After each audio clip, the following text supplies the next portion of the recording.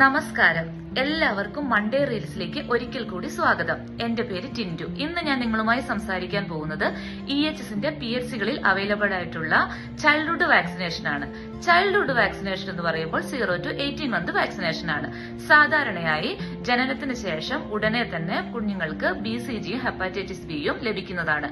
അഥവാ ഏതെങ്കിലും കാരണവശാൽ BCG ഹോസ്പിറ്റലിൽ നിന്ന് ലഭിച്ചിട്ടില്ലെങ്കിൽ PHCയിൽ വന്ന് 1 ഇയറിന് മുമ്പ് അത് എടുക്കാവുന്നതാണ്.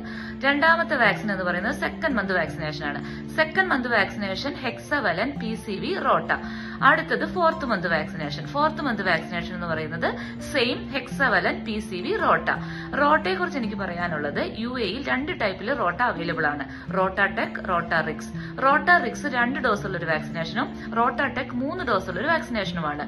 സാധാരണ EHSന്റെ PHCകളിൽ റോട്ടാറിക്സ് ആണ് അവൈലബിൾ. ഒരു റോട്ടാറിക്സ് നമ്മൾ ആദ്യമേ കൊടുക്കുകയാണെങ്കിൽ വീണ്ടും റോട്ടാറിക്സ് തന്നെ കൊടുത്ത് ഡോസ് കംപ്ലീറ്റ് ചെയ്യാണ് ചെയ്യാറുള്ളത്. നമ്മൾ മിക്സ് ചെയ്ത് കൊടുക്കാറില്ല. അടുത്തത് 6th മന്ത് വാക്സിനേഷൻ ആണ്. 6th month vaccine pentavalent, OPV and PCV. അടുത്തത് 1 year vaccine MMR and varicella. അടുത്തത് 18 month vaccination pentaxim, OPV and MMR second dose. ഇതോടുകൂടി ചൈൽഡ്ഹുഡ് വാക്സിനേഷൻ കംപ്ലീറ്റ് ആവുകയാണ്. നമ്മൾ സാധാരണ വാക്സിൻ കഴിയുമ്പോൾ വാക്സിനേഷൻ കാർഡ് സ്റ്റാമ്പ് ചെയ്ത് പാരന്റ്സിന് കൈമാറും. കാരണം വാക്സിനേഷൻ കാർഡ് വളരെ ഇമ്പോർട്ടന്റ് ആയിട്ടുള്ള ഒരു ലീഗൽ ഡോക്യുമെന്റ് ആണ്. അത് സ്കൂൾ അഡ്മിഷനും മറ്റെല്ലാ കാര്യങ്ങൾക്കും ഉപകാരപ്രദമായിരിക്കും.